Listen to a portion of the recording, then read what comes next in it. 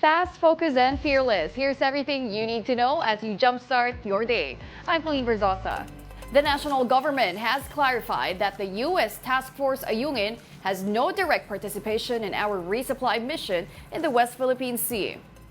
National Security Advisor Eduardo Año has confirmed the existence of a U.S. Task Force Ayungin in the country, but he did not provide more details about them.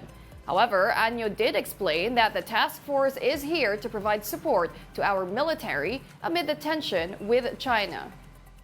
They're providing support to us, like for example, ISR, Maritime Domain Awareness. So, tumutulong sila sa pagbibigay ng mga information about that. But on actual direct participation, it is purely Philippine operation. It is purely solely a Philippine armed forces, Philippine forces operation. The Westcom supported by the Philippine Coast Guard. Geopolitical analyst Richard Heydarian believes that the Philippines is on the right track in addressing the geopolitical challenges surrounding the country. Here's an excerpt from his interview on The Big Story. Why do you need a task force for that? What do you make of it? With just a few months before a second Donald Trump presidency and a very interesting cabinet coming together, which we can discuss separately. Everyone's talking about Trump-proofing. But this is, I think, more 6 months ago. What we're seeing right now is what I call pre-Trumping, right? Okay. You're kind of trying to out-Trump Trump, right? So we already see that in Ukraine, where the United States, in the 11th hour is clearing Ukraine to use NATO, including American missile systems against Russia, right? We already saw the update just a while ago about even allowing the Ukrainians to use anti-personnel mines. Right, so you're seeing here that the Biden administration, because they have nothing to lose anymore, is to go all in on different conflicts. Now that brings us to the second Thomas Ayungin issue. Now, obviously, the United States has made it clear that the Mutual Defense Treaty applies to any of our public vessels, aircrafts, and yung mga sundalo natin. Right. So our military personnel. And that's what makes Ayungin Shoal extremely important because we literally have a military base there atop BRP Sierra Madre. So it would be impossible to think the Americans would not be involved in the situation there, especially after the escalation we saw earlier this year and some of our folks even losing their finger and almost getting injured. So this is a confirmation of, I think, what has been there for quite some time. The only question here is the Biden administration laying down the ground for more direct American involvement? That's right. Or they're just trying to preempt that and say, hey, if ever, before Trump takes credit for anything big or important there, we have already been laying this down. So I think it's more about, I call it pre-Trumping, right? Maneuver. But we're totally not surprised. Now, just to be clear, it is different for the U.S. to have like shadowing vessels or drones while we're doing patrols than something which is more like intelligence sharing and coordination and what you can call offshore. Like, we're just here, just in case you ask to need us to come, we'll come. That's different from, let's go there together. So I think there are levels of coordination. We're not level like 5 or 6 yet. We're still at level 1 or 2. But eventually we may go there. That's what I was trying to ask. Like, do you think one of these days that could very much happen, that they could also be joining us in the resupply missions? We've denied their help. They've been offering help, but the Philippines says we can still manage. We could still manage back in the day, and probably in theory we can still manage, but the reality is that the preponderance of force of China is a reality we have to deal with. And I think everyone is expecting under the second Donald Trump presidency, there'll be many colorful things we can talk about forever. But on the foreign policy front, if you look at Mike Waltz, you look at Marco Rubio, Senator Rubio has been a very good friend of the Philippines. He had an op-ed piece last year saying there's no way the U.S. can maintain its great power status if it loses key allies like the Philippines and access to important resources.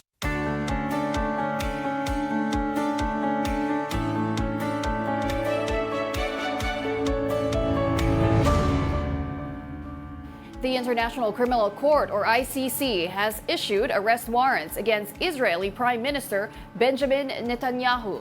This is for his alleged war crimes and crimes against humanity in the ongoing conflict in Gaza. The ICC is also seeking to arrest his former defense chief, Yoav Gallant, and Hamas leader, Ibrahim al-Masri. Judges said Netanyahu and Gallant are criminally responsible for the widespread and systemic attack against the civilian population of Gaza.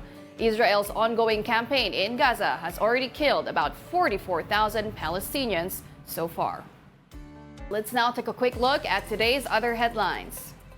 In the Philippine Star, Indonesia will fully respect whatever decision President Marcos makes on the grant of clemency to Mary Jane Veloso. Veloso is set to return to the Philippines, where she will continue her prison time over drug trafficking charges. And in business world, the Philippine peso hit a record low level for the first time in more than 2 years. The peso closed at 59 pesos against the greenback on Thursday, weaker by 9 centavos from its 58.91 peso finish on Wednesday. President Bongbong Marcos and Meralco Chairman Manny V. Pangilinan led the groundbreaking ceremony of the biggest solar and battery storage facility in the world. Marcos said the facility will place the Philippines on the map as one of the leading countries in renewable energy. Gary Cator has that report.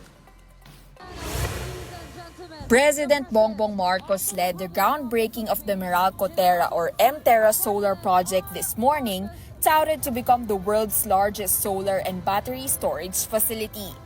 The project spans 3,500 hectares across the provinces of Nueva Ecija and Bulacan.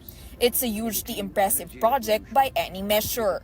Once fully operational by 2027, the facility is set to deliver up to 3,500 megawatts of solar power to the Luzon grid thanks to 5 million solar panels. It will hold up to 4,500 megawatt hours of battery storage. The project is expected to benefit over 2 million households and generate up to 10,000 jobs. The Terra Solar Power Project is designed to address two critical challenges of our time: the surging demand for electricity and the pressing need to shift to renewable and sustainable sources of that energy. This landmark project will put our country on the map as a leader in renewable energy. Meralco Chairman and CEO Manny V. Pangilinan echoed this, saying the carbon emissions that the facility will cut are equivalent to pulling 3 million cars off the roads. We will deliver 4,500 megawatt hours of clean energy, enough to power 2.4 million homes and eliminate 3.6 million tons of carbon emissions annually, the equivalent of pulling 3 million cars off our roads. The Philippines is not only keeping pace with the global energy transition, but more so we express our intention, the Philippines' intention, to lead that migration from thermal to renewables. The Philippines has set a goal of increasing the share of renewable energy in the energy mix to 35% by 2030 and up to 50% by 2040. Though the country has ample solar, geothermal, wind, and hydro resources, these have been hard to convert to baseload energy. So the question is, will electricity prices come down once Mtera is able to supply power to Meralco? Palagay ko, pag-operate nito, malaramdaman na ng mga consumers. President Marcos called on all government agencies to ensure the timely completion of the project, especially in light of the string of cyclones that the country just suffered. He also said the 200 billion peso investment in the facility demonstrates confidence in the country's economic potential. Over the next decade, it is poised to generate nearly 23 billion pesos in financial benefits, resources that will pave the way for even greater progress. A 13-kilometer, 500 kilovolt transmission line will connect Mtera to the main power grid. Reporting for News 5, Gary Cator, we are One News.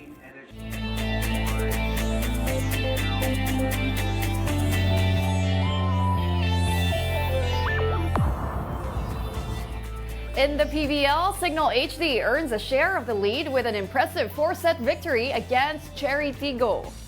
Don Macandili Katindig and Jelka Yuna steered the HD Spikers to their second straight win of the conference. The result gives Signal a share of the early lead in the tournament, along with the PLDT and Akari. Chocomucho also notched its second straight win after rallying past Capital One in 4 sets. The win puts the Flying Titans with a 2-1 record, while the Solar Spikers remain winless at 0-2. Chocumucho and Signal HD will face off next Thursday at the PhilSports Arena. And over at the FIBA Asia Cup Qualifiers, Gilas Pilipinas has stunned New Zealand and ended our 4-game dry spell against the Tall Blacks 93-89. Both teams were in a back-and-forth affair in the first half of the game until they tied it all 54. But after that, there was no going back for Gilas after unleashing an 18-6 run to gain the lead against the world number 22.